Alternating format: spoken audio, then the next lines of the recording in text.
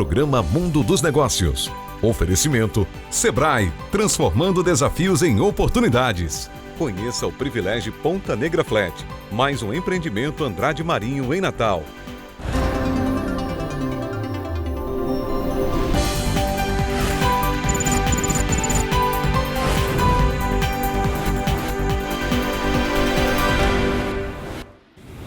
Olá, bom dia! Estamos começando agora mais um programa Mundo dos Negócios. Hoje nós vamos enveredar pelos negócios no mundo da arte. Arte, para quem sabe o que é arte, tem um sentido completamente diferenciado e completamente apaziguador das ansiedades humanas. A arte dá paz, a arte mobiliza, a arte ilumina, a arte leva cor. A arte faz quase tudo. E para falar de negócios da arte, do mundo das artes, eu vou conversar aqui com duas grandes figuras daqui do nosso estado, do Brasil inclusive, que são dedicadas à arte. Um é um artista plástico, queridíssimo, chamado Flávio Freitas, que está aqui, como já esteve aqui outras vezes, ou outra vez, eu nem me lembro mais. Flávio Freitas Verdinho, bom dia tê-lo aqui conosco no mundo dos negócios. Bom dia, Gena, obrigado pelo convite. Mais uma vez, eu fico feliz de estar junto de você nesse programa que tem uma audiência qualificada e espalhada pelo estado todo. A outra figura que nós vamos conversar aqui, ele tem dois lados. O lado das artes e o lado da formalidade. Formalmente, ele é um procurador de Estado. Procurador de Justiça, melhor dizendo. No dia a dia, na verdade, ele é um cara das artes. Ele é um mecenas, ele é um colecionador, ele é uma figura que permeia todos os segmentos da cidade que gostam de arte, que entendem de cultura e que se utiliza do prestígio dele para discutir sobre esse mundo tão importante, tão interessante. Estou me referindo a Manuel Onofre Neto, que a gente chama carinhosamente de Onofre, e que eu tenho a satisfação de tê-lo aqui conosco no mundo dos negócios. Onofre, bom dia, muito obrigado pela presença. Bom dia, Tinoco. Eu que agradeço a oportunidade de falar de uma coisa que eu gosto tanto, né, que é essa expressão, as artes, e ao lado de um dos maiores, se não o maior artista vivo do Rio Grande do Norte. É isso aí. Vamos começar falando sobre negócios. Onofre, é possível ter um bom negócio da arte no nosso mercado aqui, dadas as características econômicas que nós temos e dada, sobretudo, a dificuldade com que as coisas econômicas aqui no estado vêm evoluindo nos últimos tempos? Tinoco, pela convivência nesse universo das artes, né, que a gente chama de sistema das artes, infelizmente o mercado das artes não aconteceu ainda, teve um período muito efusivo, mas hoje a gente realmente passa por dificuldade e isso reflete as dificuldades de um modo geral, principalmente no campo econômico, que o Estado enfrenta. Mas é uma realidade, por exemplo, na Paraíba, por exemplo, no Ceará, hoje um dos artistas mais valorizados no Brasil, com exposição em Nova York, com exposição em Berlim, chama-se Chico da Silva, um artista que já transitou aqui pelo Rio Grande do Norte, já teve com cascudo, já teve, né, falecido, mas veja que é um artista forjado aqui ao lado e a obra aqueceu fortemente o mercado cearense. Então, o mercado da arte é um mercado em ascensão no Brasil como um todo e no mundo nem se fala, mas aqui no Rio Grande do Norte a gente ainda precisa de um reforço, digamos assim, como esse que você está fazendo, que é pautar uma temática extremamente importante e que vai seguramente refletir. Porque, veja bem, Tinoco, a arte, investir em arte, não é só uma questão de você trazer para dentro da sua casa, para a sua intimidade, uma peça que lhe tocou, uma peça que lhe trouxe, de fato, uma emoção, uma sensação. A arte também é investimento, a arte também é negócio. É negócio e é você deixar para seu filho, para sua filha, é você, como qualquer bem, é um bem qualificado, como você disse, é um bem que requer, de fato, uma sensibilidade e seguramente é um grande investimento.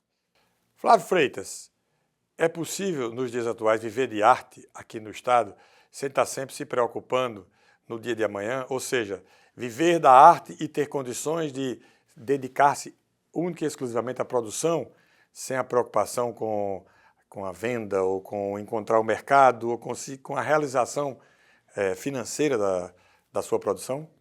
É claro que é possível, eu sou um testemunho disso, há vários anos que eu estou vivendo, principalmente do produto do meu trabalho artístico, aqui em Natal. Agora, é claro que a gente tem que entender, como o Onofre falou bem, existe um teto limite que nos empurra para baixo, digamos assim, que nos mantém num limite mais baixo do que outros estados aqui, como o próprio Ceará, como Pernambuco, a Paraíba, que o Onofre já citou, e que consegue empurrar esse teto mais para cima à medida que existe toda uma história ligada à produção, não só a produção, mas a existência de galerias, de museus, né, todo esse conjunto de entidades e de ações que permite o mercado de arte ser mais valorizado. Então aqui a gente pode sim, como eu sou testemunha disso, mas dentro de uma certa modéstia, se a gente for comparar com outros ideais. Quer dizer, o mercado daqui tem um teto.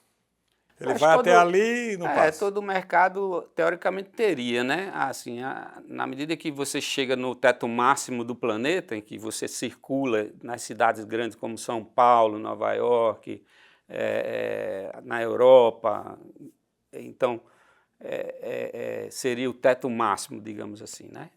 Que cai justamente nesse ideal de investimento, arte como investimento. Inclusive, eu já ouvi um dado certa vez que o investimento com maior taxa de retorno na história da humanidade é justamente obra de arte. O crescimento da valorização é exponencial, enquanto a maior parte das outras peças, dos outros investimentos, são projeções passo a passo. Eu não quero dizer geométrico para não parecer que é uma coisa grande, mas é exponencial a arte, né? Você compra uma peça que pode ter um valor X hoje e amanhã ela pode, por fato relevante qualquer, ela disparar, né?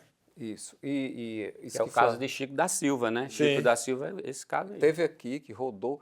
Uma coisa que Flavinho coloca, Gênia, é que, por exemplo, o sistema da arte em Pernambuco, a gente cita Pernambuco, Paraíba e Ceará, porque está tudo aqui próximo e somos muito parecidos, né? Então, existem políticas públicas, que é muito importante o poder público incentivar, porque há toda uma cultura, há uma educação para as artes, né? Não é uma coisa simples de se trabalhar, e há uma cultura de apoio ao artista, de apoio e promoção disso, inclusive lá fora, né? Por exemplo, as galerias de Pernambuco, as galerias do Ceará, participam, e da Paraíba também, das maiores feiras do Brasil. Isso significa dizer que essas galerias levam os artistas e promovem os artistas, porque é o contato que o sujeito tem, que a pessoa tem, e que mostra essa sensibilidade, né? Enfim, e aqui no Rio Grande do Norte eu acho que é importante registrar isso. Lá atrás, Dorian criou uma identidade do Rio Grande do Norte, né? Uma identidade visual que você olha para uma obra de Dorian e identifica nas marinhas, identifica nas figuras do folclore e tal, o nosso estado. E Flavinho vem cuidando disso, digamos assim, né? Indiretamente Mais cor. Ele vem pondo essa coisa registrando esse nosso cotidiano, registrando as praias, registrando, né, com a cor, com a luminosidade, que é muito importante e muito interessante na carreira dele. E não sou eu que estou dizendo isso, né? Que ele digamos assim, ele tem um cetro, ele pegou de Dorian Gray essa representatividade. O próprio Dorian disse isso em vida, eu conversando com Dione, filha e também artista, que ele sentia como Flavinho esse sucessor.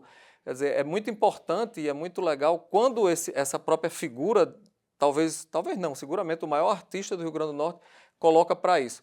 O que eu quero dizer com isso é que a gente tem uma história nas artes, a gente tem um percurso com Dorian, com Navarro e com tantos outros Tomé, enfim, que vieram aqui. Isto tem que ser fortalecido, porque a arte é cultura e a arte é o registro, e é essa identidade que a gente está falando é muito maior. Por isso que é um produto, entre aspas, que tem valor, por isso que é um produto que agrega, porque é mais do que uma peça de decoração. Veja, quando a gente está dentro de uma casa que a gente põe uma obra de arte, é como se eu abrisse uma janela para o mundo, naquela parede cega. A gente viu isso na pandemia fortemente, e aí essa janela ela precisa ser uma janela com investimento, com histórico, com dedicação, como é esse percurso do nosso Flávio Freitas. Você falou na pandemia, me ocorreu agora o seguinte. Durante a pandemia, se falou muito sobre o aumento do consumo de arte, já que as famílias estavam em casa, as pessoas estavam em casa, e elas perceberam que poderiam valorizar ainda mais os seus espaços, seus ambientes com arte. E a expectativa que nós tínhamos, e a perspectiva que nós tínhamos, e o mercado de arte também, era de que, após esse período da pandemia, ao voltarmos à situação normal, as artes seriam consumidas de forma mais intensa.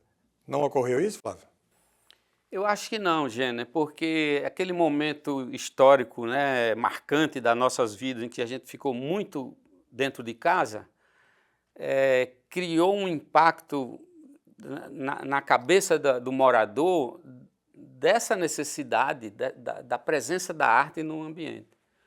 E na medida que uma boa parte, eu tive ótimas vendas, né, nesse período, justamente nesse sentido. Logicamente, quando você compra uma obra de arte, você não vai mudar daqui a um ano, você não vai mudar a obra de arte. Então você compra e coloca na parede e fica resolvida aquela parede. E ao mesmo tempo que quando a gente volta à vida normal e começa a conviver mais fora de casa, porque a dinâmica da vida urbana chama a gente para sair de casa, eu acho que isso aí deu uma acalmada no mercado. Mas eu queria aproveitar para agradecer as palavras de Onofre. Eu fico muito lisonjeado e, ao mesmo tempo, sentindo a responsabilidade do que ele está falando, né? Porque Dorian Gray e Newton Navarro são os dois faróis, digamos assim, ícones da história recente da pintura no Estado. E imaginar que eu possa, né, carregar um cetro de Dorian Gray é muito pesado para mim, muito difícil. E se hoje a minha produção, o meu currículo de imagens que eu pude criar ao longo desses tempos, permite essa leitura, que eu respeito muito, a compreensão que Onofre traz, é porque eu me esforço, sinceramente, para ser verdadeiro. Não que eu busque necessariamente um alinhamento com o mestre Dorian Gray. A minha admiração ela é constante e presente da obra dele, como de outros artistas também, mas sobretudo porque eu acredito que o artista cabe a missão de ser verdadeiro, de colocar numa tela em branco. Você imagina o drama do artista quando tem uma tela em branco e você tem o infinito de possibilidades para realizar ali, do abstrato, né, quem trabalha com criação sabe o que é isso. No caso da gente, vai criar uma peça publicitária, você imagina, está lá a folha em branco do zero. Não é? Depois que alguém fez os primeiros traços, ou escreveu alguma coisa, é muito fácil. Mas ali você sabe que tem que ser verdadeiro. O seu conteúdo, se não for honesto, ele não vai ter o brilho e a importância e o valor que a gente quer que tenha uma peça com a poesia, com o conteúdo da história de vida da pessoa, da história da nossa sociedade potiguar. É isso aí. Vamos fazer um breve intervalo, porque vem aí um comercialzinho rápido e nós voltamos já conversando aqui com Flávio Freitas, artista plástico, todo mundo conhece, e com Manuel Onofre Neto, que é um apaixonado pelas artes, entre outros atributos. O programa Mundo dos Negócios volta já, é rapidinho.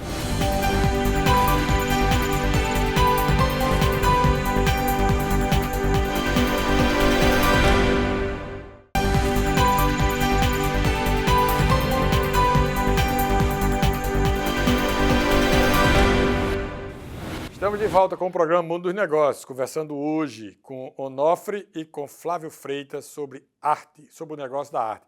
Onofre, uma provocaçãozinha. Flavinho falou sobre ocupação de espaço, a pessoa compra uma arte, põe lá na parede e encerrou. O colecionador, o compulsivo, como é que ele age? Como é que é? Você que é um colecionador, todo mundo sabe, quem lhe conhece sabe que você tem uma coleção bacana, que você gosta de arte, tudo no mundo. Como é que é? Pois é, Tinoco. O Flavinho disse que a gente compra a obra, né, se tocou muito e compra a obra, coloca na parede e se resolve. Eu não me resolvo nunca, ele sabe disso.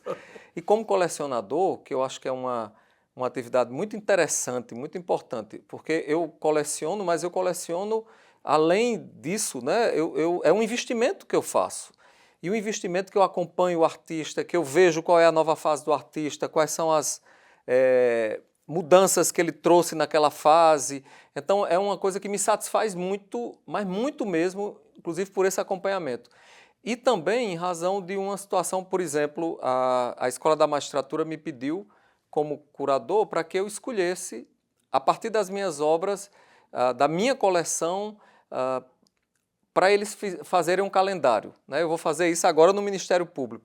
E foi muito legal quando os colegas, promotores, juízes, viram, mas Onofre, essas obras são suas, que interessante e tal. Quer dizer, isso me dá satisfação, claro que me dá satisfação. Foi uma escolha que eu fiz, que me tocou, mas que agora está servindo para outro propósito, está servindo para divulgar o próprio artista, para divulgar as artes, para divulgar, né, a cultura de um modo. Então, cada colecionador, Tinoco, tem um olhar. E esta coleção, eu tive o imenso prazer, por exemplo, de adquirir a coleção de Marconi Grévy. Sim. Então, tem um olhar do arquiteto Marconi Grévy, do sujeito Marconi Grévy. Hoje, uma das maiores exposições, assim, uma das exposições que tem gerado maior repercussão no Brasil é a exposição da coleção de Mário de Andrade. Então, qual foi o olhar de Mário de Andrade? Quais foram as escolhas de Mário de Andrade? Essa exposição está no MASP, tem gerado, de fato, muito... Porque a partir da coleção de Mário de Andrade, por exemplo, você começa a compreender aspectos da obra de Mário de Andrade que até então a gente não sabia, né? As escolhas de Mário de Andrade.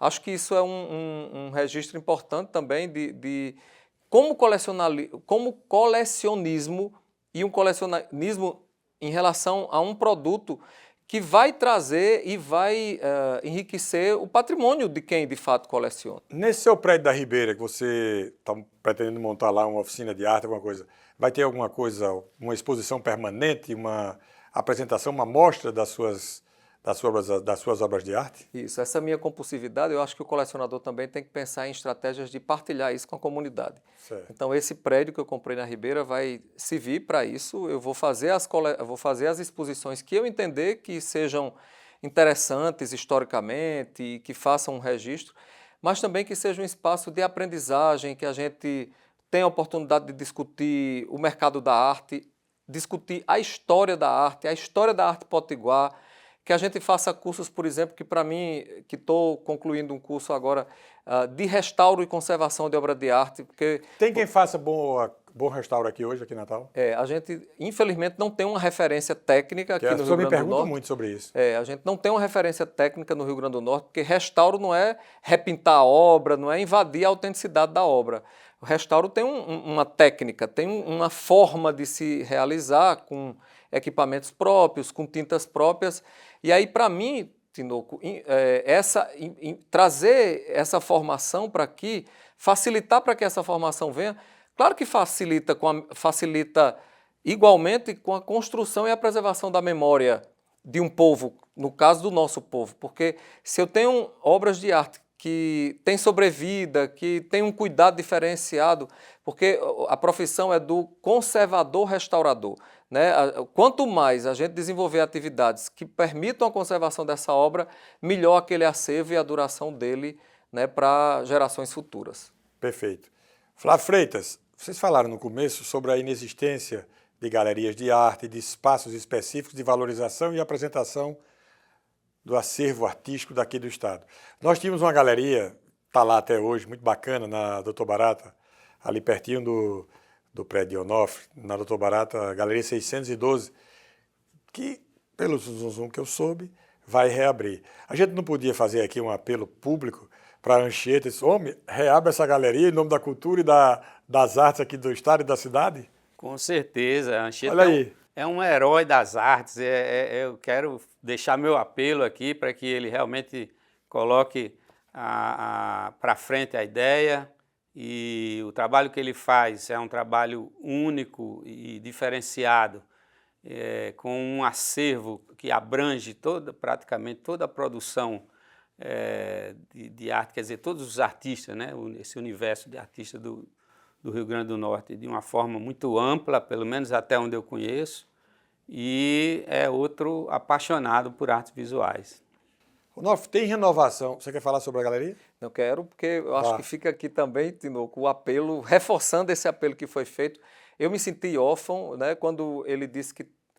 Você vivia lá nos sábados de manhã? Vivia, né? Todo sábado, eu, Edriz e os colecionadores, porque a gente sempre era um local de encontro, porque além de tudo, Anchieta é uma pessoa muito legal. Além de tudo, a figura dele faz um papel, né, muito interessante ali nesse universo das artes, dos artistas irem para lá, e ele tem ele é uma referência, de fato, numa pegada muito específica. Ele é um sujeito diferenciado e que tem, digamos que ele tem uma sensibilidade para ter um negócio como esse e permitir que tantos outros. Então fica aqui o apelo, Anchieta, para que reabra o mais rápido possível.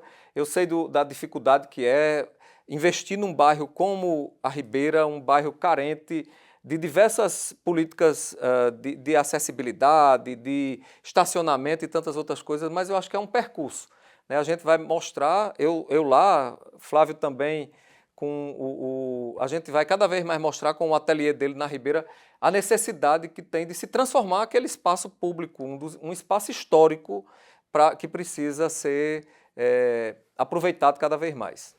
É isso aí, está feito o apelo. Onofre, falando sobre o negócio da arte, você vê o surgimento, você está no meio desse furacão que está mexendo a arte ali no centro da cidade, tem muita gente nova. É visível a renovação artística aqui em Natal, apesar de todas as dificuldades, da falta de espaço e etc.?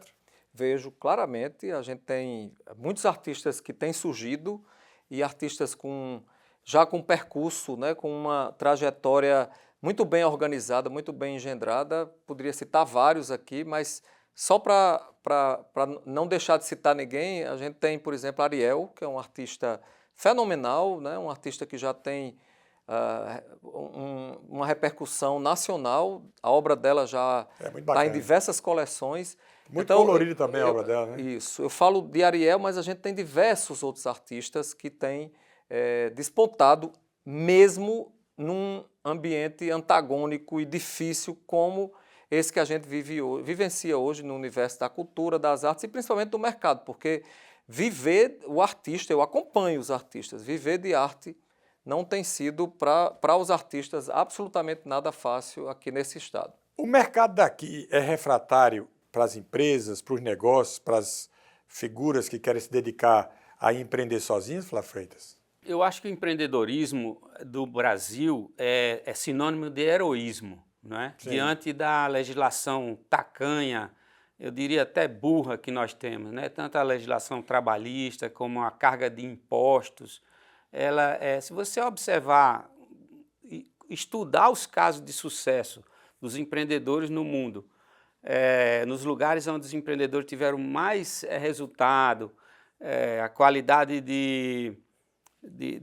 das empresas, o crescimento, a criatividade, o número de empregos, tudo, você vai ver que tem uma baixa carga de imposto com uma lei trabalhista mais negociável entre mais o justa, patrão, né? mais justa, para que o funcionário e o patrão possam resolver juntos uma dinâmica que dá resultado na empresa que é dos dois, na verdade. Então, a empresa não é só do empresário, é do trabalhador também. Então, se tiver isso, eu acho que eu estou falando de empreendedorismo, a gente está pensando em empreendedorismo ligado às artes, mas eu quero sempre pensar que o saber, a capacidade intelectual de empreender é uma arte em si mesma. Assim como produzir um objeto de arte contém uma inteligência, uma capacidade intelectual para a produção daquele objeto, não é? Mas quando você vai colocar o objeto na dinâmica de venda, na realização da venda, é outra inteligência de empreendedor que vai ter que ser ativada.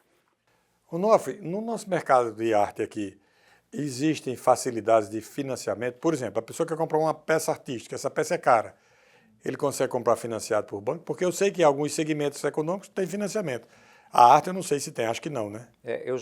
Eu mesmo já fiz uso dessa estratégia, entendeu? Uma obra de Dorian, uma obra representativa, e eu não tinha esse valor e eu fui lá e fiz a doideira de me endividar para poder ter aquela obra na minha coleção, enfim, porque fazia muito sentido aquela obra na coleção.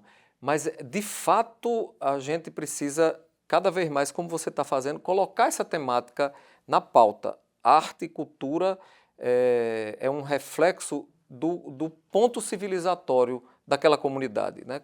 quanto mais eu estiver próximo dessa representação, que é uma representação abstrata, complexa, né, uma representação que você aprende. Então, acho que tem uma questão aí também de cultura, né? A gente diz que tem a nossa elite, ela precisa ser cada vez mais cultivada, ela precisa ter mais clareza de que um investimento na produção de um artista é muito mais do que só comprar uma obra de arte. É comprar algo que vai me trazer e fazer uma diferença imensa no meu universo, mas também é um investimento. Essa concepção, ela precisa ser trabalhada cada vez mais, né? E eu vejo alternativas interessantes, por exemplo, várias escolas, seja do universo público ou do universo privado. Eu que tenho sido curador em várias exposições aqui, os professores, o SEI, por exemplo, levou a comunidade escolar para participar, pedindo ao curador que faça uma visita guiada para explicar para os alunos o que é aquilo. E aí é muito interessante ver o interesse nos estudantes e despertar, inclusive, no próprio estudante, no próprio, né, jovem, esse potencial que às vezes está adormecido, mas pela possibilidade que teve de ir a uma exposição, ver ali como uma alternativa de vida, inclusive, né? Eu tenho acompanhado situações como essas. Então, é todo um percurso no campo da educação mesmo e da abertura para essa construção tão importante que é a arte e a cultura. Perfeito.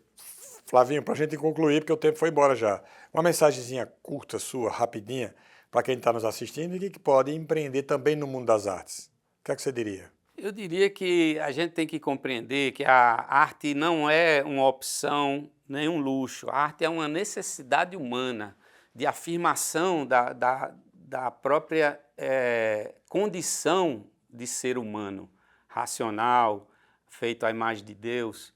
Então, a arte ela traz toda essa afirmação, essa necessidade que nós temos de existir no mundo e existir com arte. Algum recado seu? Você já disse tudo, né, Onofre? Já estou satisfeito, Tinoco. Agradecer e parabenizar, porque pautar a temática da arte, a arte não é só, quer dizer, a gente não quer só comida. É isso traduzindo pelo que a música já disse, né? Agradeço muito a participação de vocês dois, duas grandes figuras aí, como vocês puderam testemunhar, como você pôde testemunhar. Flávio Freitas, Manuel Onofre Neto. O programa Mundo dos Negócios fica por aqui, espero que você tenha gostado. No próximo domingo nós estaremos de volta com mais uma edição do Mundo dos Negócios. Aproveite a sua semana, divirta-se, relaxe, consuma arte e seja feliz.